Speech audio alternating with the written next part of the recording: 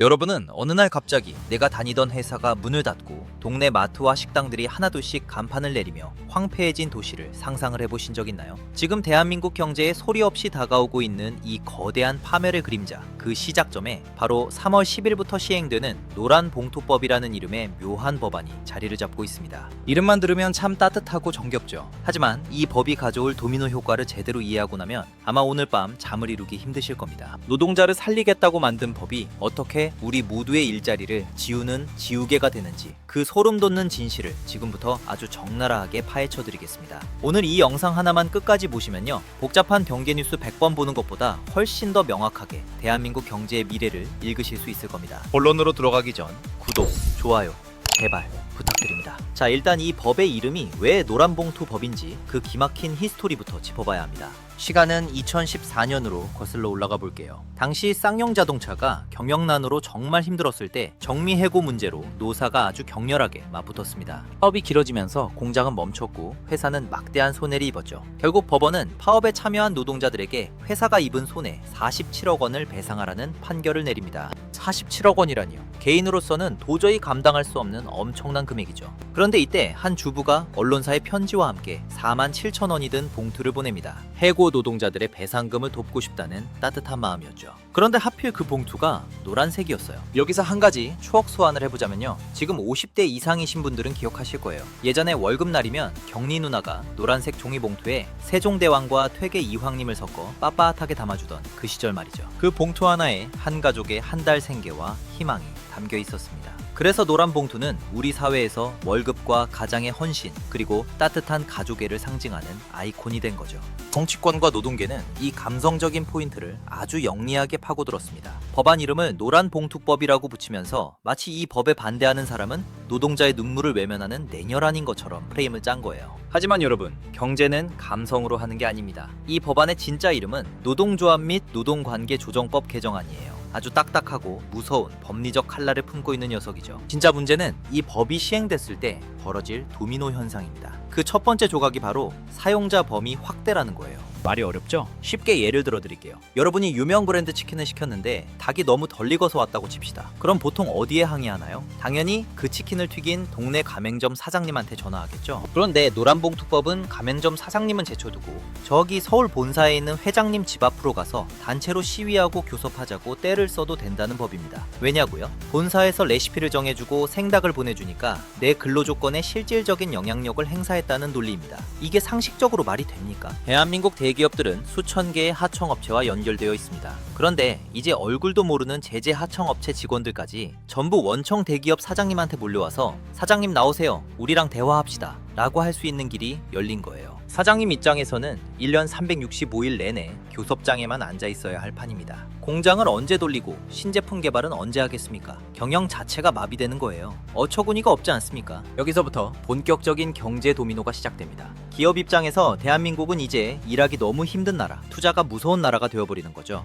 여러분, 기업은 돈을 벌기 위해 존재합니다. 자선단체가 아니에요. 주제가 지뢰밭처럼 깔려있는데 누가 이 땅에 공장을 짓고 사람을 뽑겠습니까? 당장 한국 GM 같은 글로벌 기업들은 본사에서 대놓고 경고를 날리고 있어요. 한국의 노동 규제가 너무 예측 불가능해서 더 이상 투자를 늘리기 어렵다고 말이죠. 이게 단순히 겁주는 소리가 아닙니다. 실제로 공장이 하나둘씩 해외로 빠져나가기 시작하면 어떤 일이 벌어질까요? 대기업 공장이 떠난 자리는 순식간에 유령 도시가 됩니다.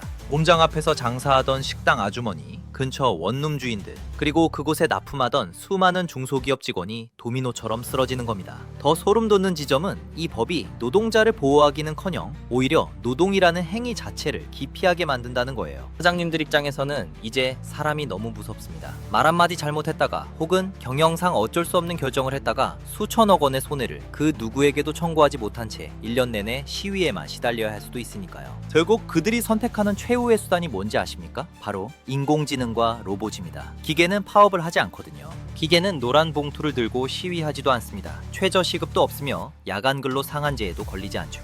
365일 24시간 묵묵히 시키는 일만 합니다. 또 혹시 모르죠? 나중에는 기계화를 반대한다며 노동자들은 시위를 할 것이고 무조건 사람만 써라는 새로운 법안이 나올지도요. 정말 그런 현실들을 생각해보면 기가 막히지 않습니까? 그렇게 된다면 정말 대한민국의 땅에는 기업들의 흔적은 사라지고 황량한 사막 도시가 될 겁니다. 지금 전 세계가 무인화 경쟁을 하고 있는데 우리나라는 이 법 하나로 그 속도에 가속 페달을 밟으며 기름을 들이붓고 있는 꼴입니다. 사람을 쓰면 쓸수록 손해라는 인식이 퍼지는 순간 우리 청년들의 미래는 암흑으로 변합니다. 첫 직장을 구해야 할 우리 아이들이 갈 곳이 없어지는 거예요. 노란봉투법이 노동자를 살리는 법이라고요? 아니요. 이건 노동자의 자리를 로봇에게 넘겨주는 항복문서나 다름없습니다. 야당 정권들이 왜 그토록 이 법을 우려하며 기업의 활력을 강조했는지 이제 좀 이해가 가시나요? 자유시장 경제의 원칙이 무너지는 순간 그 피해는 고스란히 우리 서민들의 밥상 물가와 일자리로 돌아오게 됩니다. 그리고 특히 기업들이 진짜 밤잠을 설치며 공포에 떠는 이유가 뭔지 아십니까? 단순히 월급을 좀 더 올려주는 문제가 아니에요. 이건 대한민국 경제를 지탱하던 거대한 성벽에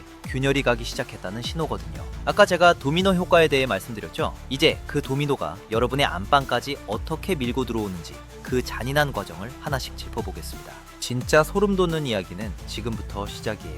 본격적인 내용으로 들어가기 전 이런 중요한 경제 진실이 더 널리 퍼질 수 있도록 구독과 좋아요 한 번만 제발 눌러주세요. 여러분의 클릭 한 번이 우리 경제를 지키는 힘이 됩니다. 자, 이제 본격적으로 도미노의 두 번째 조각을 건드려보죠. 바로 손해배상 책임의 무력화입니다. 여러분, 이게 왜 오싹한지 아세요? 자본주의 사회에서 남의 재산에 손해를 끼쳤으면 보상을 하는 게 기본 중의 기본입니다. 이건 초등학생도 아는 상식이죠. 그런데 노란봉투법은 이 상식을 완전히 뒤엎어버립니다. 파업으로 회사가 수백억 원의 손해를 입어도 그 책임을 묻기가 하늘의 별 따기보다 어렵게 만들어놨거든요. 예전에는 노조가 불법 파업을 해서 공장이 멈추면 노조 전체의 연대 책임을 물을 수 있었습니다. 그런데 이제는 파업에 가담한 개인 한 명 한 명의 책임 비중을 회사가 일일이 입증하라는 겁니다. 여러분, 이게 말이 됩니까? 수천 명이 복면을 쓰고 몰려와서 공장 문을 걸어 잠그고 기계를 부셨는데 거기서 누가 나사를 풀었는지, 누가 망치를 휘둘렀는지 회사가 CCTV라도 다 돌려서 찾아내라는 소리입니다. 이건 사실상 기업 보고 손해를 그냥 다 떠안으라는 사형 선고나 다름없어요. 한번 상상을 해보세요. 여러분이 어렵게 자금을 마련해 카페를 하나 차렸는데 시급이 마음에 안 든다며 모든 알바생들이 몰려와 모자에 마스크를 쓰고 손님 출입을 금지시키며 커피 머신부터 모든 기물을 박살내버렸다고 칩시다. 보상을 받을 수 있을까요? 아니요. 법원에서는 누가 얼마나 부쉈는지 정확히 모르니까 보상받기 힘듭니다 라고 판결한다면 여러분, 그 장사 계속하고 싶으시겠어요? 기업들도 똑같습니다. 내 재산권을 국가가 지켜주지 않는 나라에서 누가 피땀 흘려 번 돈으로 사람을 고용하고 기업을 차리겠습니까? 이건 단순히 사장님들 주머니 사정 이야기만이 아닙니다. 기업의 자산은 곧 주주들의 돈이고 우리 국민연금의 돈이기도 합니다. 결국 우리 모두의 자산이 합법적으로 약탈당하는 길이 열리는 거예요. 베네수엘라도 똑같았습니다. 2000년대 초반 노동법 개정을 시작으로 10년 만에 중산층의 90%가 빈곤층으로 전락했습니다. 당시 차베스가 외쳤던 슬로건도 노동자의 눈물을 닦아주겠다 였죠. 그 결과가 어땠나요? 대기업들은 수천 개 노조와 매일같이 싸우느라 제품 하나 만들 시간이 없었습니다. 결국 나 장사 안 해 하고 짐을 싸서 나갔죠. 마치 나가길 기다렸다는 듯 그 회사는 국가의 소유로 국유화시켜버렸죠. 지금 대한민국 대기업들도 똑같은 선택을 강요받고 있습니다. 한국에서 하청업체랑 장사하느니 그냥 미국에 공장 짓고 말지 라는 생각이 드는 순간 우리 청년들의 일자리는 태평양 건너로 날아가는 겁니다. 3월 10일 우리에겐 어떤 눈물이 기다리고 있을까요? 이쯤 되면 기업들은 무조건 결단을 내릴 겁니다. 대한민국이라는 시장 자체가 리스크가 되는 거죠.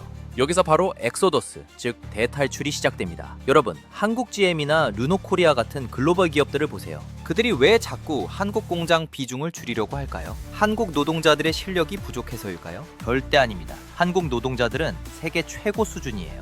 문제는 이놈의 법과 규제입니다. 언제 터질지 모르는 파업 리스크에 손해를 봐도 하소연할 곳 없는 이런 환경에서는 본사에서 더 이상 투자 승인을 안 내주는 겁니다. 자, 그럼 기업들이 한국을 떠나서 어디로 가느냐? 미국이나 일본 혹은 인건비가 더 싼 동남아로 가겠죠. 여기서 진짜 비극이 발생합니다. 대기업 공장이 해외로 하나 나갈 때마다 그 밑에 딸린 수백 개의 하청업체들은 말 그대로 사형 선고를 받는 거예요. 공장 근처에서 밥집 하던 아주머니, 원룸에 살던 은퇴 노인분들, 그리고 그 하청업체에 다니던 우리 이웃들이 한순간에 길거리로 나앉게 됩니다. 이게 바로 노란봉투법이 가져올 진짜 오싹한 도미노의 실체입니다. 하지만 진짜 공포는 아직 시작도 안 했습니다. 기업들이 공장을 해외로 옮기는 것보다 더 무서운 건 바로 인간을 지워버린다는 겁니다. 여러분, 요즘 식당 가보시면 사람 대신 키오스크로 주문하고 서빙 로봇이 돌아다니는 거 자주 보시죠? 처음엔 신기했을 겁니다. 그런데 이제 그게 산업 현장 전반으로 퍼지고 있습니다. 기업들 입장에서는 이제 사람이 너무 무섭거든요. 말 한마디 잘못하면 원청 사장님으로 끌려가고 파업 한 번에 수천억 원이 날아가는데 손해배상도 못 받으니까요. 결국 기업들은 천문학적인 돈을 들여서라도 AI와 로봇 도입을 서두르게 됩니다. AI를 도입할 자금이 마련되기 전에는 사업 자체를 시작도 안 할 겁니다. 예전에는 로봇 한 대 들여오는 게 사람 월급 주는 것보다 비쌌어요. 그런데 노란봉투법으로 인해 인간을 고용하는 리스크, 비용이 폭등해버리니까 이제는 로봇이 훨씬 싸게 먹히는 시대가 되는 겁니다. 로봇은 24시간 일해도 피곤해하지 않고 월급 올려달라고 파업하지도 않습니다. 이건 서글픈 현실입니다. 기술의 발전이 인간을 돕는 게 아니라 규제가 인간을 기계로 대체하도록 떠밀고 있는 거예요. 지금 스마트 팩토리라는 이름 하에 진행되는 무인화 공정들을 보세요. 예전에는 100명이 하던 일을 이제는 단 한 명의 관리자와 10대의 로봇이 해냅니다. 그럼 나머지 99명의 일자리는 어디로 갔을까요? 영원히 사라진 겁니다. 노란봉투법이 노동자를 보호한다고요? 아니요. 이건 현재의 노동자를 보호하겠답시고 미래의 노동자인 우리 자녀들의 자리를 기계에게 헌납하는 법입니다. 2026년부터 정부에서 줄줄이 시행될 법안들을 보면 정말 기가 막히는 내용들이 많습니다. 이게 진정 노동자를 위하고 나라를 위하는 게 맞는 건지, 혹시 일부러 이러는 건 아닌지 합리적인 의심까지 드는 단계에 도달했습니다. 대한민국 정부는 노란봉투법을 내세워 전 세계 자본을 향해 F4를 외치는 꼴입니다. 우리가 기업을 이 정도로 괴롭히는데 너희들 안 나갈 거야?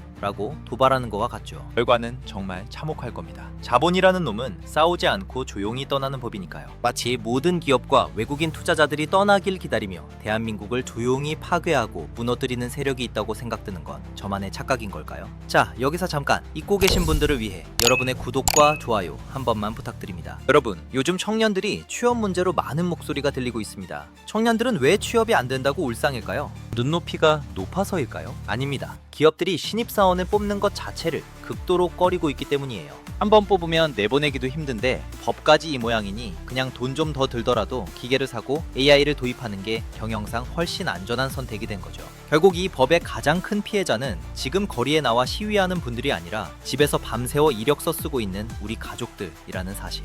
이게 진짜 소름 돋는 지점인 겁니다. 여러분, 대한민국 자유민주주의 근간이 뭡니까? 바로 자유와 책임입니다. 내가 일한 만큼 가져가고 내가 저지른 잘못에 대해서는 책임을 지는 사회. 그게 우리가 믿어온 상식적인 대한민국 아닙니까? 그런데 노란봉투법은 책임은 지우고 권리만 무한대로 늘려놓았습니다. 균형이 깨진 저울은 결국 무너지게 되어 있어요. 기업이라는 거대한 배가 가라앉고 있는데 그 안에서 내 몫만 챙기겠다고 싸우는 게 과연 누구를 위한 일인지 우리는 냉정하게 생각해봐야 합니다. 자, 이제부터 조금 더 깊숙이 들어가 보겠습니다. 노란봉투법. 단순히 법 하나 사행된다는 소리가 아니라 이 법이 실제로 우리 밥줄을 어떻게 끊어놓을 수 있는지 그 생생한 현장의 비명을 들려드릴게요. 여러분, 혹시 지방의 중소공단들을 가보신 적 있나요? 예전에는 점심시간만 되면 작업복 입은 분들로 식당이 북적이고 밤늦게까지 공장 불빛이 꺼지지 않던 곳들이죠. 그런데 지금 그곳 사장님들이 하시는 말씀이 뭔지 아세요? 내 평생 사람 뽑는 게 이렇게 무서운 적은 처음이다 라는 겁니다. 이게 단순히 엄살이 아니에요. 지금 대한민국 산업 현장에서 아주 기이한 현상이 벌어지고 있거든요. 원청 대기업들이 하청 업체들에게 제발 우리 근처에 오지 마라 라고 선언하고 있습니다. 원래는 효율성을 위해 공장 바로 옆에 하청 업체들을 두고 가까운 거리에서 협력을 했거든요. 그런데 노란봉투법이 곧 3월 10일부터 시행되니까 하청업체 직원이 원청 사장님한테 직접 교섭을 요구할 수 있게 되잖아요. 그러니까 대기업들이 리스크를 줄이려고 하청업체와의 물리적 거리를 아예 멀리 두어 차단해서 떼어놓거나 아예 거래 자체를 끊어버리고 있습니다. 이게 뭘 의미하겠습니까? 수십 년간 쌓아온 대한민국의 촘촘한 산업 생태계가 칼로 무자르듯 썰려나가고 있다는 소리예요. 여러분, 이쯤에서 제가 질문 하나 드릴게요. 여러분이 대기업 사장이라면 언제 터질지 모르는 파업 리스크를 안고 하청업체랑 일하시겠어요? 아니면 조금 비싸더라도 아예 무인 자동화 설비를 들여오시겠어요? 답은 너무나 뻔하죠. 실제로 최근 경기도의 한 자동차 부품 공장에서는 수십 명의 근로자가 하던 조립 라인을 싹 걷어내고 무규제 로봇팔 12대를 들여왔습니다. 사장님은 눈물을 머금고 말씀하셨어요. 사람 쓰는 게 죄가 되는 세상인데 어떻게 계속 사람을 쓰겠냐고요. 여기서 우리가 주목해야 할 아주 오싹한 데이터가 하나 있습니다. 전 세계 로봇 밀도 1위 국가가 어디인지 아십니까? 부끄럽게도 바로 대한민국입니다. 근로자 만 명당 로봇 수가 세계 평균보다 훨씬 높아요. 이게 기술 강국이라서 그런 걸까요? 아니요. 사실은 노동 규제가 너무 심해서 기업들이 살기 위해 기계로 도망치고 있는 겁니다. 노란봉투법은 이 도망치는 기업들에게 등에 칼을 꽂는 격이에요. 기업들이 해외로 나가는 건 엑소더스라고 부르지만 국내에서 사람 대신 기계를 쓰는 건 조용한 해고나 다름없습니다. 이제부터는 이 법이 어떻게 우리 사회를 노동 귀족과 노동 빈민으로 극단적으로 나뉘어지는지 그 추악한 이면을 들여다볼게요. 노란봉투법이 노동자 모두를 위한 법인 것 같죠? 천만의 말씀입니다. 이 법의 가장 큰 혜택은 이미 거대한 조직력을 갖춘 대형 노조들이 다 가져갑니다. 그들은 원청 대기업을 상대로 마음껏 파업하고 손해배상 책임도 면제받으면서 자신들의 철박통을 더 견고하게 지키겠죠. 하지만 그 밑에 있는 진짜 약자들, 비정규직이나 영세 하청업체 노동자들은 어떻게 될까요? 대기업이 하청업체와 계약을 끊거나 공장을 폐쇄하는 순간 가장 먼저 길거리로 나앉는 건 바로 이분들입니다. 대형 노조가 자신들의 권익을 위해 노란 봉투를 흔드는 동안 그늘에 가려진 진짜 서민들의 삶은 도미노처럼 무너지는 거예요. 이게 과연 정의로운 법입니까? 아니요. 아니면 기득권을 위한 방패입니까? 미국과 일본 같은 나라들은 왜 우리를 걱정스러운 눈초리로 보는지 아세요? 그들은 기업이 망하면 노동자도 없다는 아주 단순한 진리를 잘 알고 있기 때문입니다. 일본은 노사관계가 안정되기로 유명하죠. 그들은 대화와 타협을 통해 문제를 해결하지 우리처럼 무조건 법으로 윽박지르고 기업의 경영권을 박탈하려 하지 않습니다. 미국은 또 어떻습니까?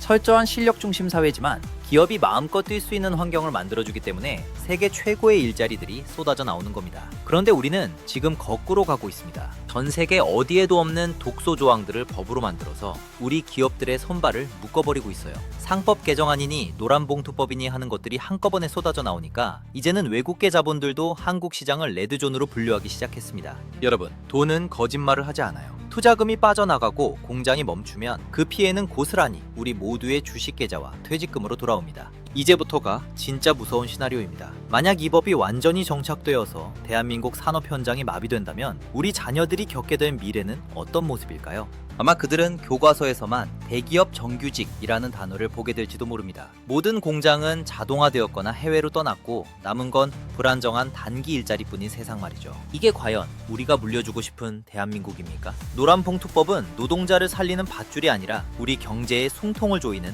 올가미입니다. 따뜻한 이름 뒤에 숨겨진 이 잔인한 칼날을 우리는 똑바로 마주해야 합니다. 자, 여러분, 지금까지 제가 말씀드린 이 모든 현상들, 사용자 범위의 무한 확대와 손해배상 책임의 유명무실화, 그리고 그로 인해 가속화되는 무인화와 기업의 해외 탈출, 이 모든 조각을 하나로 합치면 어떤 그림이 나오는지 아십니까? 바로 대한민국 경제의 자살선언서입니다. 참으로 어처구니가 없고 소름 돋는 현실이죠. 노동자를 보호하겠다는 명분으로 만든 법이 사실은 노동자라는 존재 자체를 산업 현장에서 지워버리고 있으니까요. 이런 사태가 벌어질지 예상 못하고 법을 만든 거라면 무능이고, 알고 만들었다면 너무 소름 돋지 않습니까? 저 같은 유튜버도 알고 있는 사실을 말이죠. 아마도 제 개인적인 생각은 후자에 가깝다는 결론입니다. 여러분, 경제는 차가운 숫자와 냉정한 논리로 움직이는 생태계입니다. 따뜻한 감성이나 정의감만으로 억지로 물길을 돌리려 하면 반드시 그 물은 역류해서 가장 낮은 곳에 사는 서민들의 집부터 집어삼게 되어 있습니다. 노란봉투법이 바로 그 역류하는 물줄기예요.